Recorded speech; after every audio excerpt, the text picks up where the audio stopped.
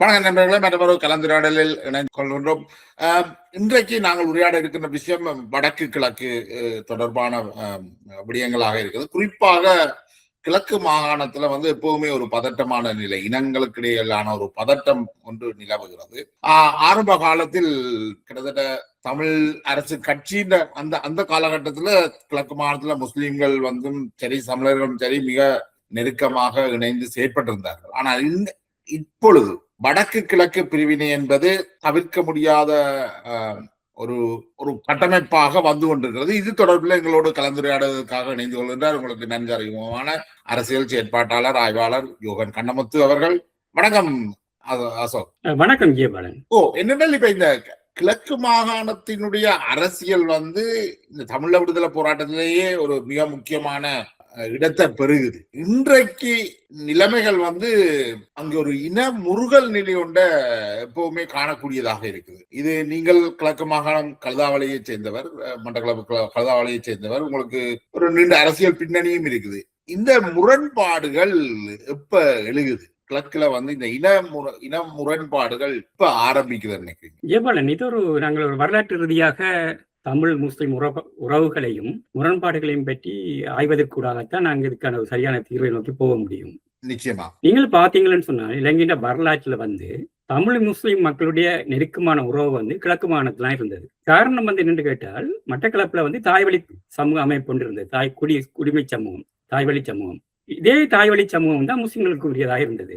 ஒரு ஆரம்பகால வரலாற்றில் இருந்து என்ன சொல்லப்படுது என்று கேட்டால், அரபு நாடுகளில் இருந்த முஸ்லிம்கள் கிழக்கு மட்டக்களப்பு வரும்போது, ஆண்கள் வரும்போது அவங்களுக்கு திருமண பெண்களாக முக்கோர சமூகத்தை சேர்ந்த பெண்களை திருமணம் செய்து அவங்க முஸ்லிம்களா மாறுறாங்க. மாறக்குள்ள நடக்கின்ற கேட்டால், தாய்வழி சமூகத்தில் இருக்கிற அந்த குடி உரிமைகள் முஸ்லிம்களுக்கும் உரித்தாகுது. அப்ப இன்றைக்கு பாத்தீங்கன்னா முஸ்லிம் மக்கள் மத்தியில, தமிழ் மக்கள் மத்தியில், அதாவது மட்டக்களப்பு தமிழ் மக்கள் மத்தியில் இருக்கிற குடிமை, இந்த குடி பண்பாடு முஸ்லிம்கள் மத்தியிலையும் இருக்கு.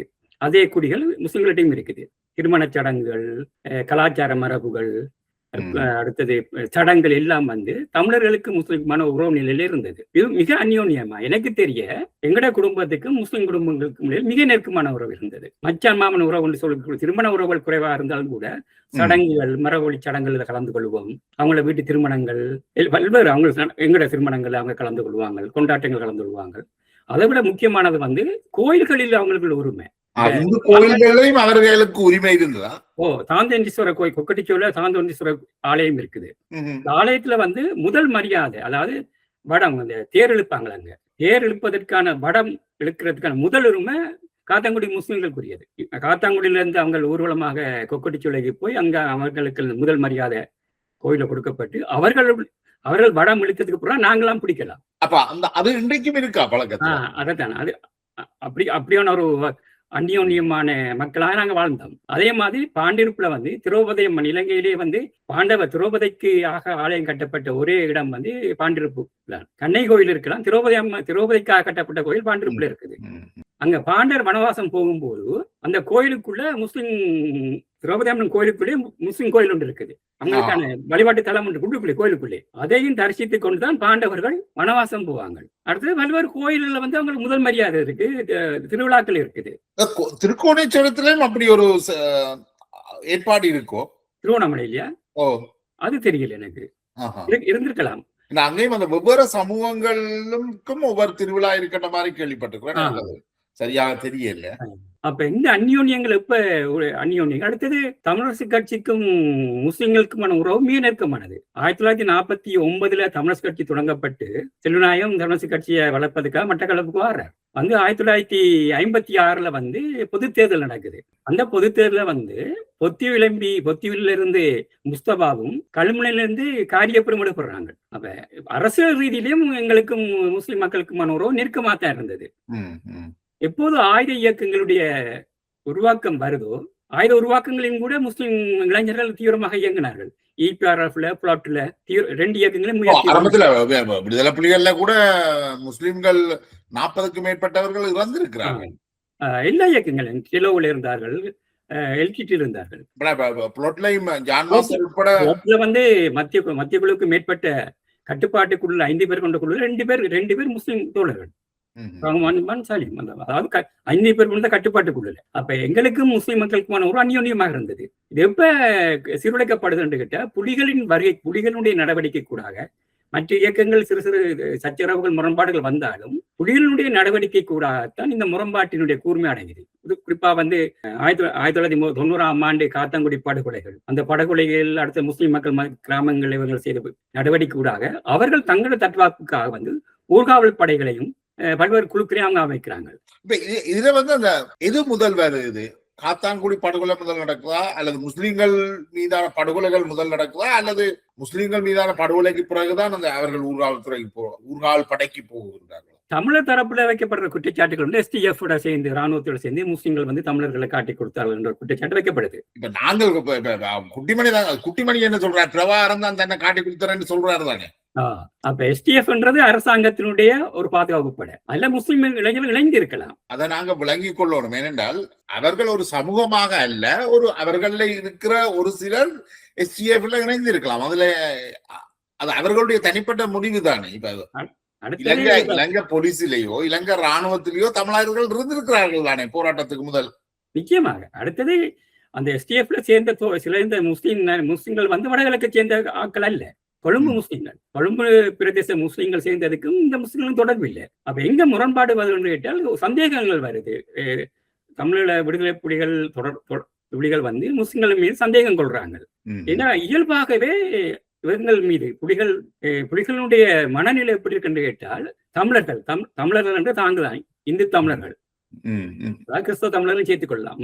மற்ற தமிழ் பேசும் மக்கள் எல்லாம் தங்களது விரோதிகளாகத்தான் புலிகள் ஒரு உளவியல் ரீதியாக அரசியலாக கட்டமைக்கிறாங்க. அவங்களோட சிந்தனையிலிருந்து அது வருது. அப்ப 1990ஆம் ஆண்டு காத்தாங்குடி படுகொலைக்கு பிற்பாடு 90ஆம் ஆண்டு அங்க யாழ்ப்பாணத்துல முஸ்லிம் மக்கள் சுத்திகரிப்பும் முஸ்லிம்கள் மக்கள் வெளியேற்றப்பட்ட அந்த நிகழ்வுலாம் முஸ்லிம்கள் மத்தியில் பய உணர்வு ஏற்படுத்துது. அதற்கு முதல்ல அவர்கள் மத்தியில் ஒரு அந்யோன்யமும் இந்த இயக்கங்களுக்குள்ளும் ஒரு சின்ன குறிப்பு என்னன்னா 1990ஆம் ஆண்டு தான் அந்த இலங்கையில தமிழ் முஸ்லிம்களுக்கு இடையிலான அந்த முருகல் நிலை அதன் உச்சத்துக்கு போனதுன்னு நினைக்கிறேன். அது வெறுமனே காத்தான்குடி படுகொலை அல்ல, பல படுகொலைகள் நடந்திருக்குது, எதிரும் புறமாக நடந்திருக்கு ரெண்டு தரப்பிலே. ஒரு முஸ்லிம் மக்களுடைய ஒரு குழுவினர், அதாவது ஊர்காவல் படையோ இல்ல இளைஞர் சின்ன சின்ன குழுக்கள் எடுக்கிற நடவடிக்கைக்கும் புலிகள் செய்கின்ற நடவடிக்கையும் தமிழ் மக்கள் மீது முஸ்லிம் மக்கள் மீது நாங்க குற்றம் சொல்ல முடியாது. நிச்சயமாக தமிழீழ விடுதலை புலிகள் தமிழ் மக்களுடைய ஏக பிரதிநிதிகள் அல்ல, ஊர்காவல் படையில் முஸ்லிம் மக்களுடைய ஏக பிரதிநிதிகள் அல்ல. அவர்கள் இளைஞர் குழுக்களாக இருக்கலாம், புலிகள் விடுதலை இயக்கங்கள் புலாட்டி பேரலாம் தமிழ் மக்களுடைய ஏக பிரதிநிதிகள் அல்ல. அவர்கள் மக்களுடைய விடுதலை வென்றெடுப்புக்காக உருவாக்கப்பட்ட ஆயுத குழுக்கள், அரசியல் குழுக்கள்.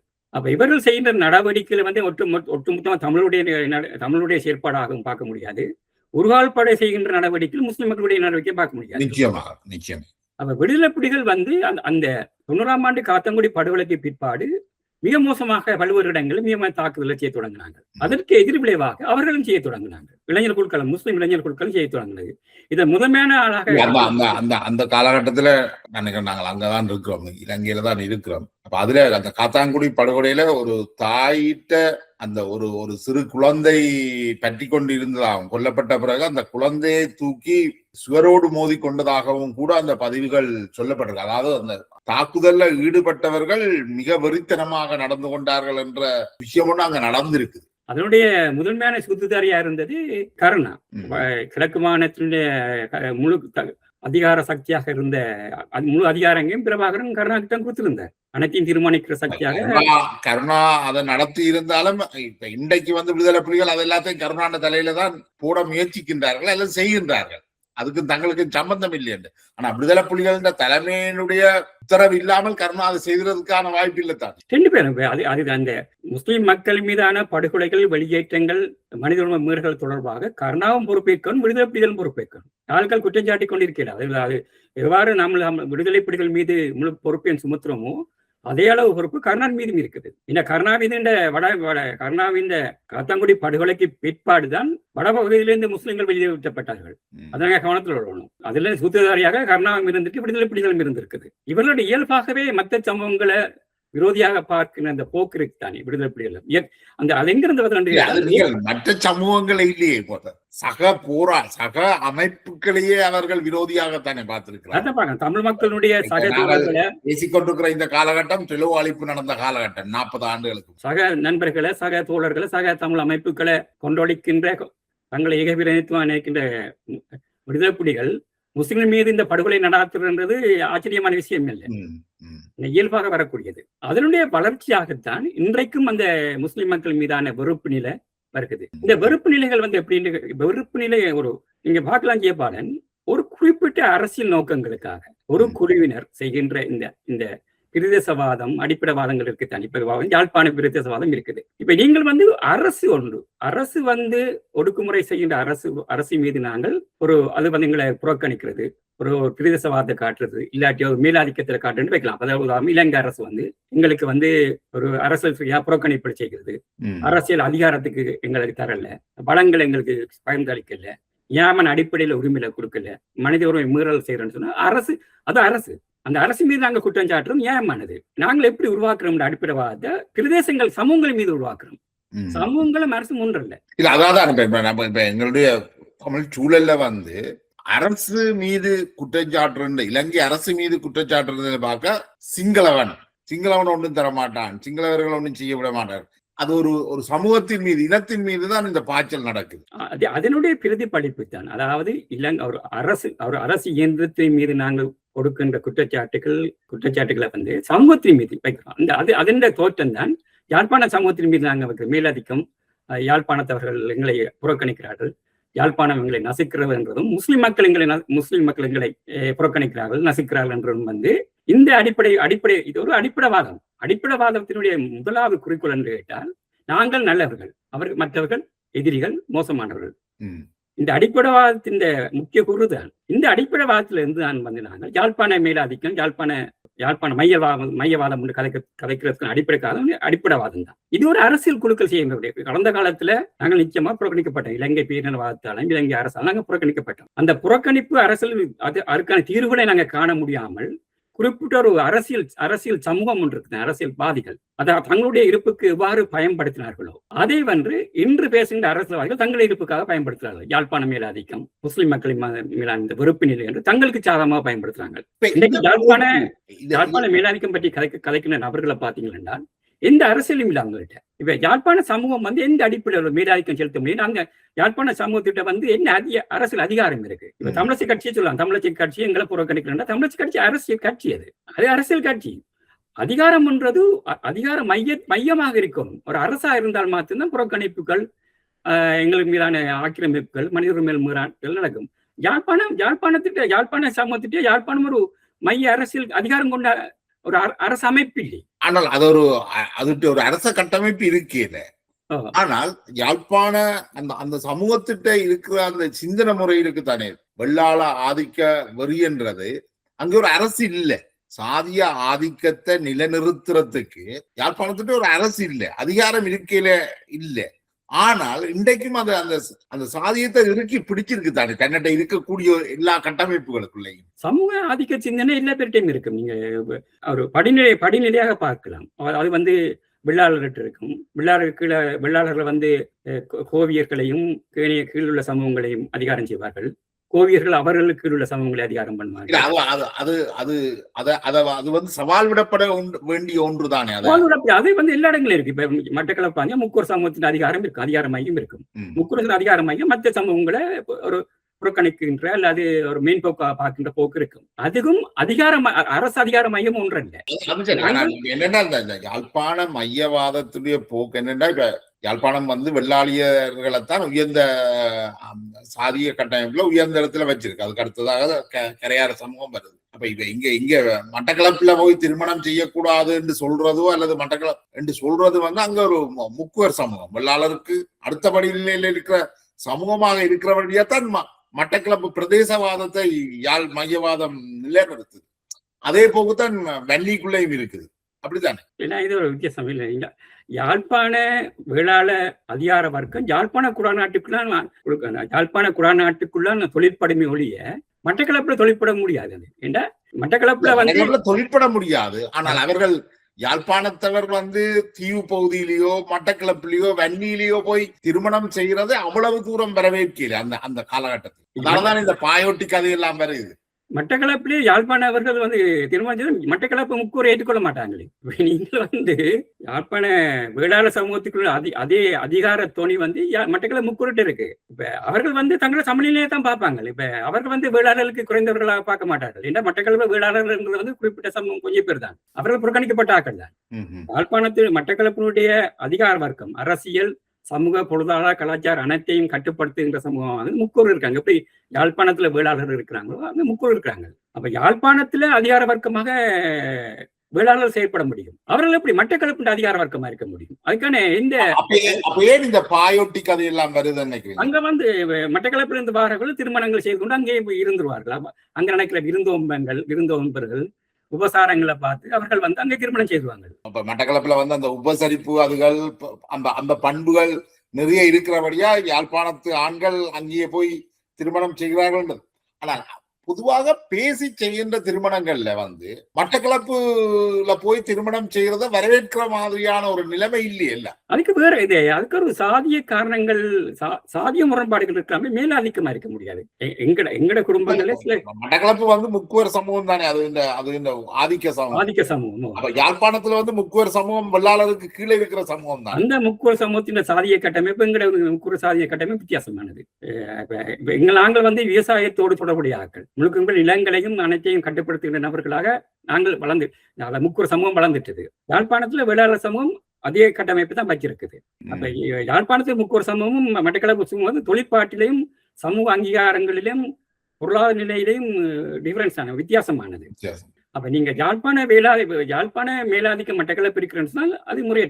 ஆனால் ஒரு 30 வருடங்களுக்கு முன்னால பியூரோக்ரசி, அதாவது இந்த தொழில்சார் உத்தியோகஸ்தர் மட்டக்களப்புக்கு வந்த போது அவருடைய அதிகாரங்கள் இருந்தது. ஏஜியா இருந்திருப்பார், டிஆர்ஓவா இருந்திருக்கிறார், ஏஜிஏ, பல்வேறு ஆசிரியர்கள் மொழி பேர் மட்டக்களப்பாக்களா இருந்தார்கள். அதுக்கு பிறகு யாழ்ப்பாணத்தவர்களா இருந்தார்கள். அதுக்கு பிறகு யாழ்ப்பாணத்தில் மட்டக்களப்பு கல்வி சமூகம் உருவாகி இந்த மட்டக்களப்பினுடைய பாராளுமன்ற உறுப்பினர்களாக மட்டக்களப்பாக்கள் தான்.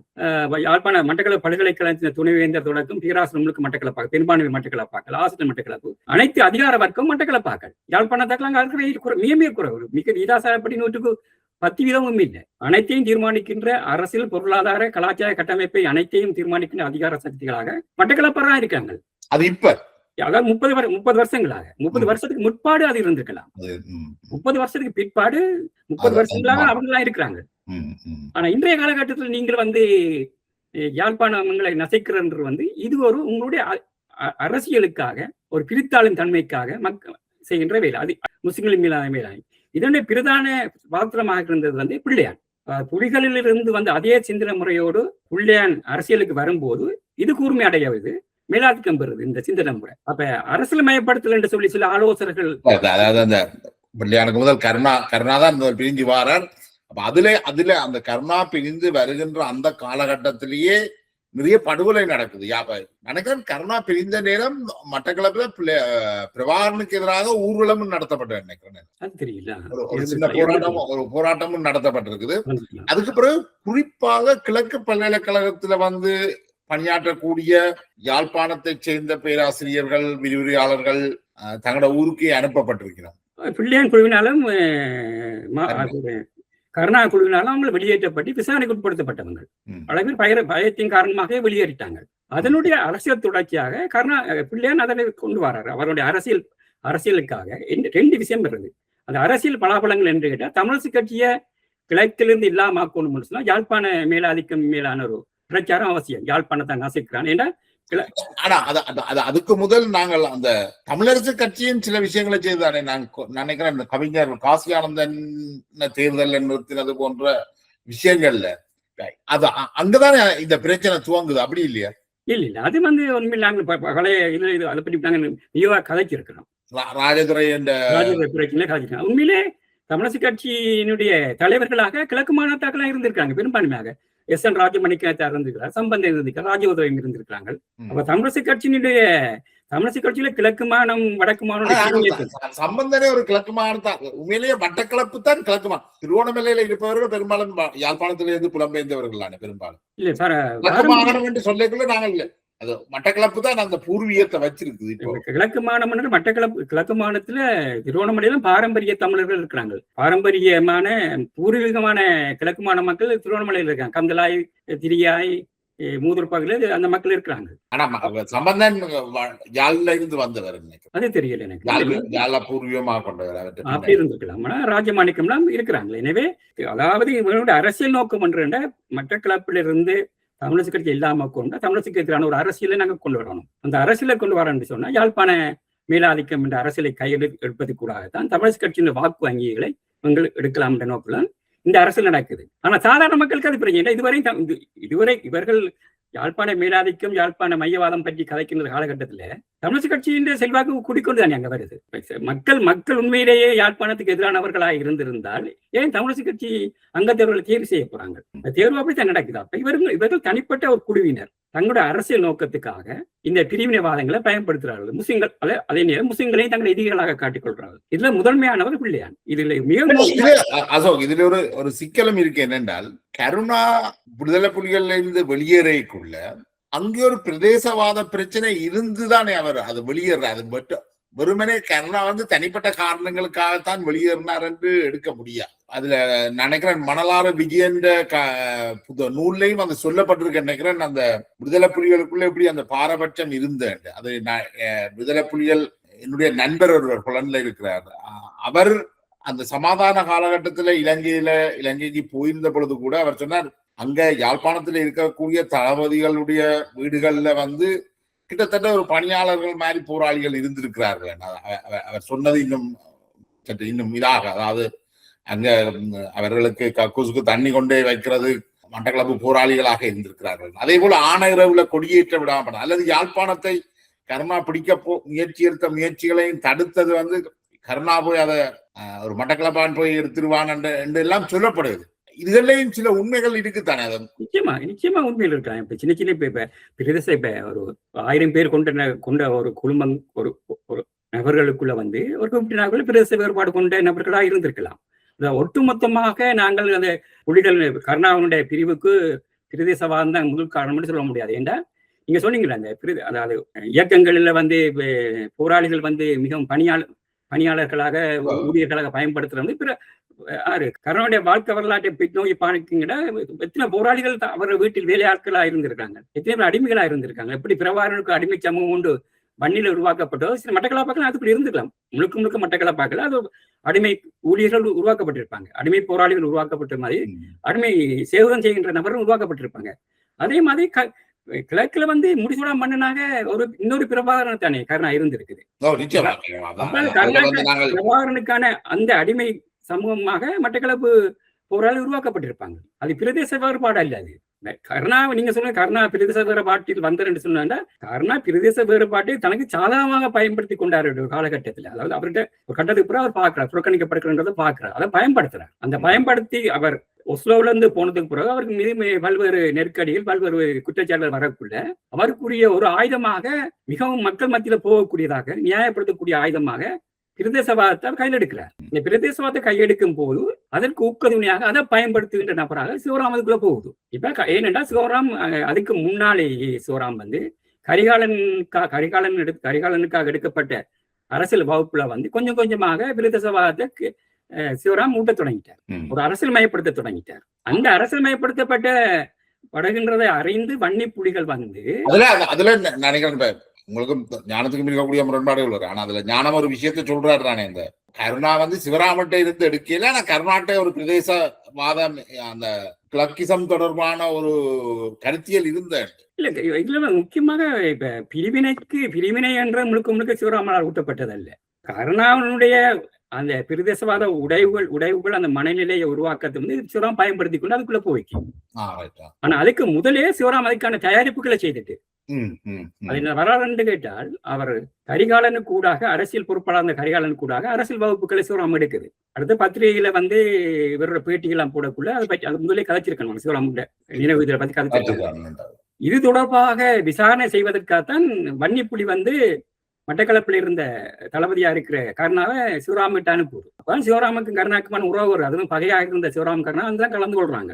அதுல இருந்தா சிவராமுக்கும் கருணாக்குமான உறவு வருது. சிவராம் கருணாட்டில் இருந்த அந்த பிரிவை கிழக்கு பிரதேசவாத சிந்தனையை ஊக்கப்படுத்தி பயன்படுத்தினதுல சிவராமுக்கு பெரிய வெற்றி அது. இப்ப உதாரணம் சிவராமனுடைய நினைவு உரை நடந்ததுக்கு பிறகு ஒஸ்லோவுல கலந்து கொண்ட ஒரு பத்திரிகையாளர் என்னோட தொடர்பு கொண்டார். அப்ப அவர் தொடர்பு கதைக்குள்ள, அதாவது முதலாவது பத்திரிகையாளர் மாநாட்டு ஒஸ்லோல இருந்த பத்திரிகையாளர் ஒஸ்லோல இருந்த முதலாவது பேச்சுவார்த்தையில இவர் வர்றாரு, கருணா வரக்குள்ள சிவராம் வருது. அப்ப சிவராமுக்கும் கருணாவுக்கும் இருக்கான அந்த உறவை பார்த்துட்டு இந்த பத்திரிகையாளர் அங்க சொல்லியிருக்காரு, நக்கலா சொல்லியிருக்காரு, இனி